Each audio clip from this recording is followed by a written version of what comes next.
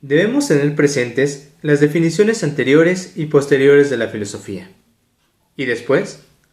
Después, a través de un ejercicio de abstracción en el que se comparan las diferentes definiciones, extraeremos el elemento que todas ellas tienen en común. ¿Y después? Después llegaremos a una fórmula vacía que se acomoda a cualquier tipo de filosofía. ¿Y después? Después estaremos lo más alejados posible de una respuesta a nuestra pregunta. ¿Qué tal? Mi nombre es Miguel Ángel y les doy la bienvenida a la séptima carta. El día de hoy estamos grabando este pequeño video para conmemorar el Día Internacional o el Día Mundial de la Filosofía. Este se celebra el tercer jueves del mes de noviembre desde el 2002, pues a partir de una iniciativa que tuvo la UNESCO para reconocer la importancia de la filosofía y la responsabilidad que ella tiene en la resolución de los conflictos actuales. Probablemente para cuando este video esté subido a la red ya habrá terminado el jueves 17, pero siempre es buen pretexto pues ponernos a reflexionar sobre qué es la filosofía, sobre qué se puede esperar de ella y sobre qué tiene que hacer la filosofía. Para eso he decidido pues exponer a grandes rasgos el libro de Martin Heidegger de qué es la filosofía. Y siguiendo la estructura que hemos tenido en videos anteriores, vamos a dividir en tres el video, siendo la primera parte una rápida introducción a Heidegger, después la exposición como tal del texto y finalizando con mis opiniones personales sobre él. Así que comencemos. Martin Heidegger. Poco se puede decir de este autor porque ya se ha dicho mucho sobre él. Es uno de los filósofos más polémicos del siglo XX, si no es que el más polémico, y es considerado por muchos como el filósofo más importante de esos años. Esta es una opinión dividida, yo creo que sí fue muy importante, hay quienes dicen que no, que de hecho no hace filosofía o que no es riguroso, entre muchas otras cosas, pero creo que debe reconocérsele el mérito de que fue al menos uno de los últimos grandes proyectos que tuvo o que ha tenido la filosofía. Lo que intenta Heidegger o el tema central es el tema del ser. Esto va pasando por diferentes etapas de su pensamiento. Primero busca pues renovar la filosofía con una idea de una ciencia originaria. De ahí se da cuenta que esta ciencia originaria tiene que ser una ciencia de la vida y empieza a investigar lo que es el ser de la vida, la facticidad. De ahí se salta justamente al estudio de pues el hombre, el que es en el mundo, el Dasein, y posteriormente pues empieza a hacer todo su desarrollo de la ontología fundamental en su obra más conocida, que es Ser y Tiempo, que son las estructuras del Dasein, del pues el hombre, por decirlo de un modo, la forma en la que es, y todo esto con miras de poder conocer o poder acercarnos a la pregunta que interroga por el sentido del ser. Después de Ser y Tiempo viene lo que se llama el viraje, la vuelta, la que iré, porque se dice que se aleja de estos temas o que da una vuelta de la trayectoria que traía.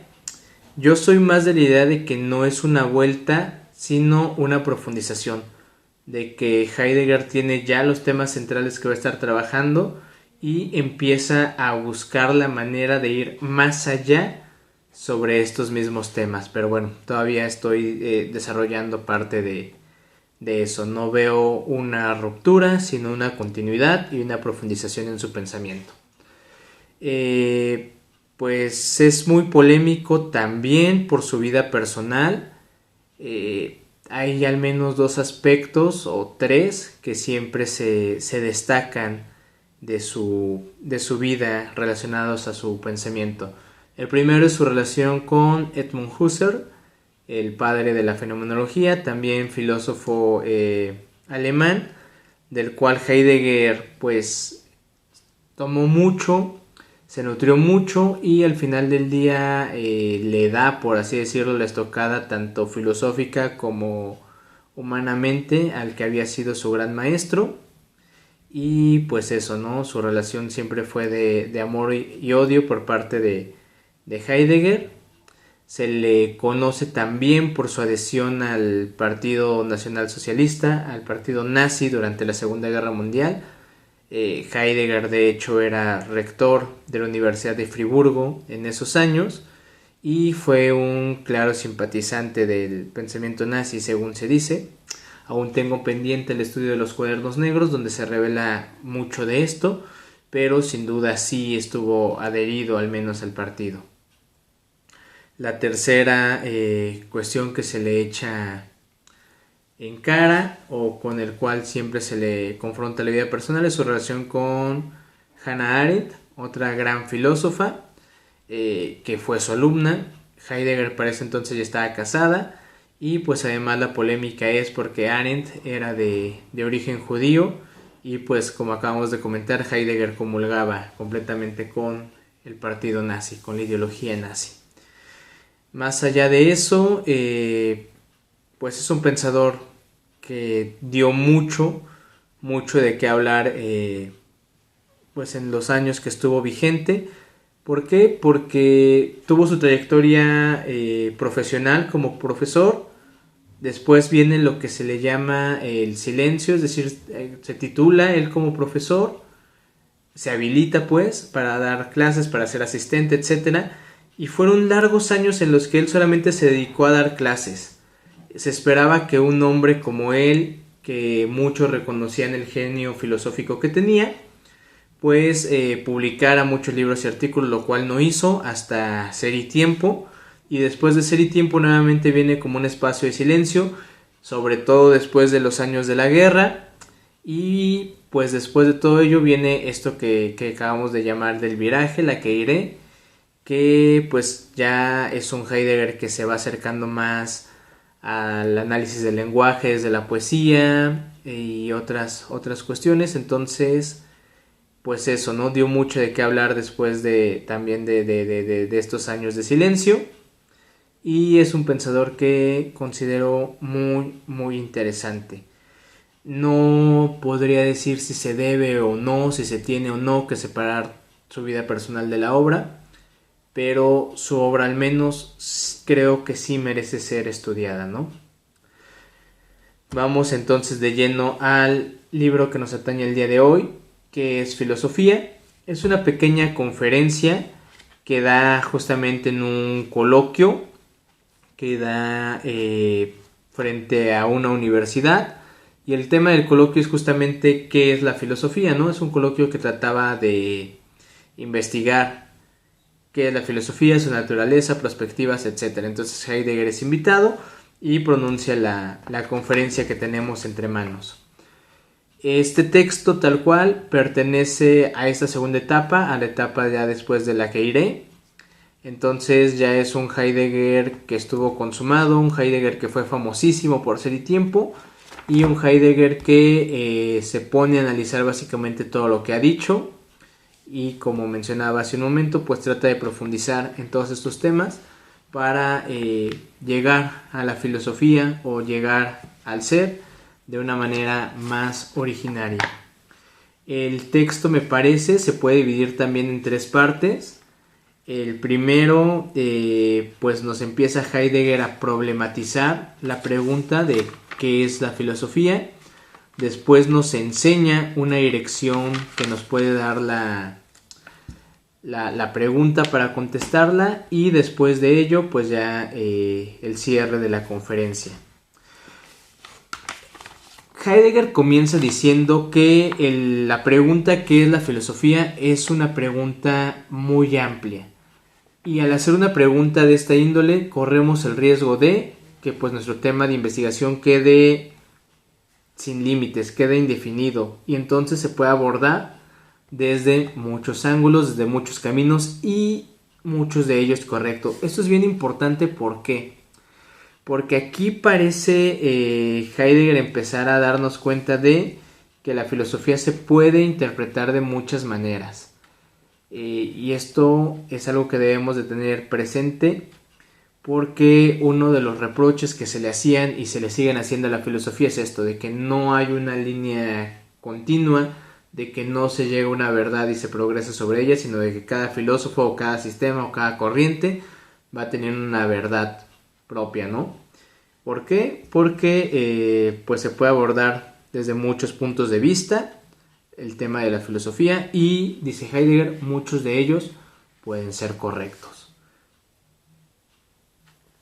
Sin embargo, como pues Heidegger tiene dentro de sí un rigor científico, por decirlo de un modo, no entendiendo la ciencia como actualmente, como la ciencia natural, pero sí como una investigación pues rigurosa. Entonces Heidegger dice, bueno, vamos a tratar de delimitar para que nuestra investigación pues vaya tomando curso. Entonces, ¿cómo vamos a preguntar qué es la filosofía? Dice, ok, vamos a delimitarla. ¿Qué entendemos por filosofía? Comúnmente algo racional. Ok, entonces vamos a basarnos sobre eso. Y aquí Heidegger empieza a problematizar. ¿Qué es la razón? ¿Quién ha dicho que la filosofía tiene que ver con la razón y no con esta parte de los sentimientos? Y ahí empieza a ser un juego de argumentos que nos va diciendo al final del día, si nos apresuramos a responder esto de que pues la filosofía tiene que ver con la razón o es la ciencia de la razón, etcétera, pues no tenemos tampoco del todo claro a qué nos referimos con razón. Y dice Heidegger, cuando actuamos de esta manera, parece que estamos viendo la filosofía desde afuera. Y lo que hay que hacer, y este es un tópico de su pensamiento, lo que hay que hacer cuando nos preguntamos sobre la filosofía es hacerlo desde adentro, hacer la pregunta de un modo filosófico. Entonces nos va diciendo Heidegger, ¿cómo vamos a hacer una pregunta pues de modo filosófico? Dice, ok, hay que darnos cuenta que la pregunta de qué es la filosofía es una pregunta al estilo griego. ¿Por qué? Porque está preguntando por qué es algo. Dice Heidegger, sí, filosofía es una pregunta o un término griego, pero también la forma en la que preguntamos sobre el qué de algo es griego, según nos comenta. Entonces la pregunta por qué es algo es una pregunta por la esencia de una cosa, y esto es en esencia, o más bien esto es por sí misma una pregunta o una forma de preguntar propia del mundo griego. Y aquí entraríamos a la segunda parte del texto, donde Heidegger nos empieza a decir, ok, vamos a pues acercarnos o tratar de penetrar en este mundo griego, en esta forma de preguntar, para ver cómo surge la filosofía, para ver, pues hacernos una idea del camino que debemos de tomar para contestar esa pregunta. Empieza ahí a hablar del acontecimiento, de dónde surge el término filosofía. ¿Por qué? Porque la lengua griega, nos dice Heidegger, tiene la cualidad de que aquello que mienta, aquello que de lo que habla, es algo que está en la presencia de, ¿no? Entonces dice, el logos, tenemos que investigar qué es esto de logos, y por ahí nos trae a Heráclito, que es uno de los primeros que empieza a hablar sobre esto. Entonces nos dice, ok, el filósofo lo que busca, o cuando algo es filosófico, desde Heráclito, o desde la interpretación de Heráclito que tiene Heidegger, es alguien que está en concordancia con el logos. ¿Y qué es lo que el logos nos indica? Lo que el logos nos indica es que todo es uno, que el ser es en el ente. Entonces desde aquí se empieza a ver, según Heidegger, que pues el tema de la filosofía, el tema central, o desde donde nace, es de un acontecimiento del griego ante el ser. El griego se sorprende al descubrir que el ser es en el ente, y de ahí empieza todo el movimiento filosófico. Sin embargo, nos dice Heidegger, Heráclito o Parménides, ninguno de los dos son propiamente filósofos. ¿Por qué? Porque ellos estaban en concordancia con este logos. No es sino hasta algún tiempo después, ya por la influencia de los sofistas y muchas otras cuestiones, que aparece la filosofía. ¿Con quién? Con nuestro viejo amigo Platón. Esta es una idea que podemos encontrar también en Giorgio Colli, en Giovanni Reale, etcétera, en el que la filosofía es, por decirlo de un modo, algo decadente de la sabiduría. Podríamos nombrar en términos de Giorgio Colli a Heráclito y a Parménides como sabios por la concordancia con el ser, y a Platón, Aristóteles y el resto de la tradición como filósofos que tratan de volver a esta concordancia, ¿vale? En ese sentido dice, ok, vamos a ver pues de qué manera o cómo Platón empieza a entender la filosofía, empieza a entender el ente, y después empieza a hablar, por ejemplo, ahí de Aristóteles, y nos dice, ok, para Aristóteles la filosofía es entonces la ciencia que se pregunta por los primeros principios tienen que ver con el ser, y nos contesta, si nos quedamos con esto, pues va, se resuelve el coloquio, incluso antes de empezar, muchas gracias, nos vamos a nuestras casas. Sin embargo, dice bien el alemán, puede surgir una objeción. La objeción sería, pues que Aristóteles no es el único que ha tratado de definir a la filosofía. Dice, ok, entonces, ¿qué tenemos que hacer? Y aquí es donde entra el texto con el que iniciábamos el video. Tenemos que empezar a ver las diferentes definiciones que se han dado de la filosofía y ver qué tienen en común, y empezamos a ver qué se puede decir entonces que es la filosofía, abstrayendo el método, etc. Y dice, pero esto es lo más lejano que tenemos de poder responder qué es la filosofía, porque vamos a hablar de la historia, de la historiografía, de cómo se ha entendido, pero esto no es filosofía. Para hacer filosofía, dice Heidegger, o para responder a la pregunta qué es filosofía, mejor dicho, se tiene que filosofar. ¿Y cómo se tiene que filosofar? Entendiendo, dialogando con la historia de la filosofía, no compilándola, no abstrayéndola, sino discutiendo con lo que han dicho los filósofos. Y aquí entramos ya a la tercera parte del texto de esta conferencia, en la que Heidegger dice, ok, tenemos que estar discutiendo con ellos. Vamos a ver cómo es entonces, o qué es lo que nos dicen estos filósofos. No cómo surgió la filosofía, sino qué es lo que nos están diciendo.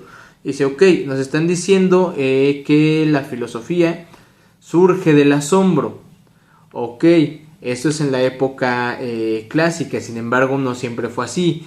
Después, lo que caracterizó, por ejemplo, la edad moderna, la filosofía, es la duda. Por ejemplo, tenemos a Descartes, y ahí empieza Heidegger a decir, entonces lo que estamos viendo en la filosofía es que es una respuesta anímica de pues una cierta etapa de la humanidad.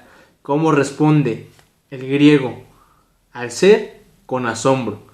¿Cómo responden los modernos al ser? Con la duda, buscando la certeza. Entonces dice, la filosofía es corresponder al llamado del ser a través de un temple anímico fundamental. Un temple anímico que no tiene que ver con los sentimientos o las emociones de un modo romántico, sino con el dejarse llevar por esa forma en la que el ser se manifiesta en una cierta época.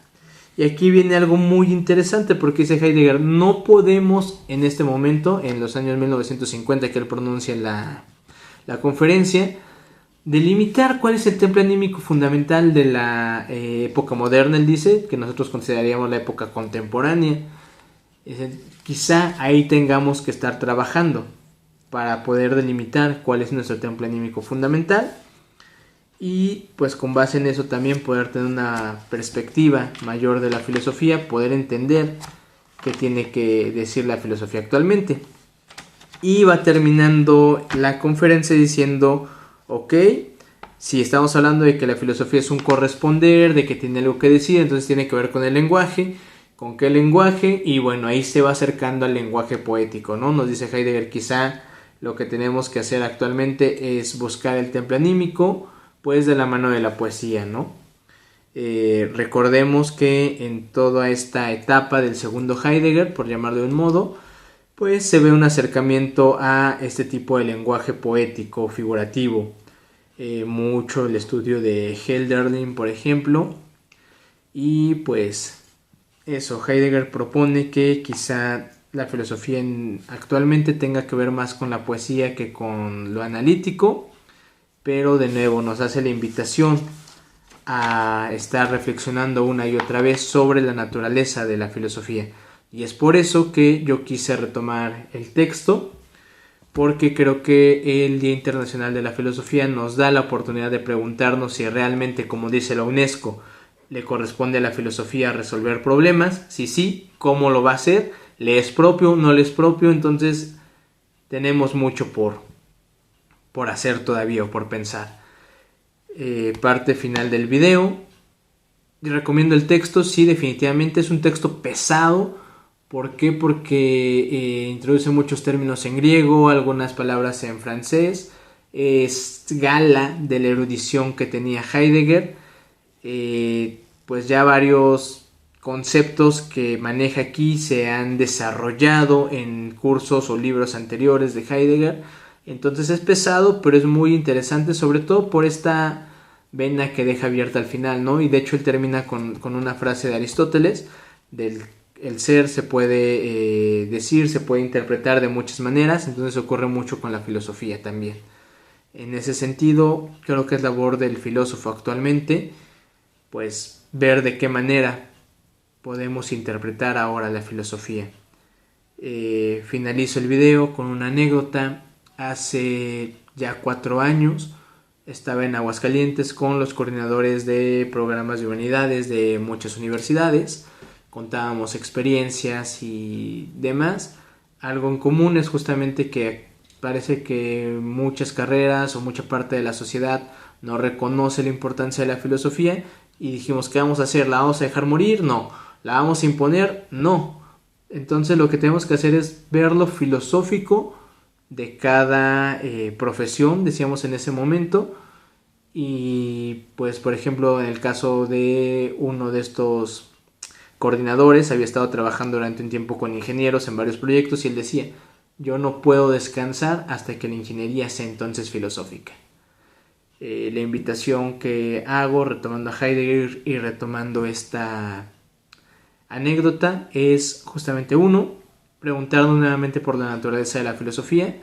Creo que la filosofía es una de las pocas ramas del saber que busca siempre su justificación.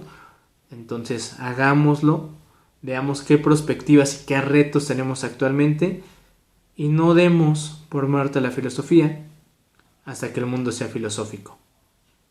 Muchas gracias.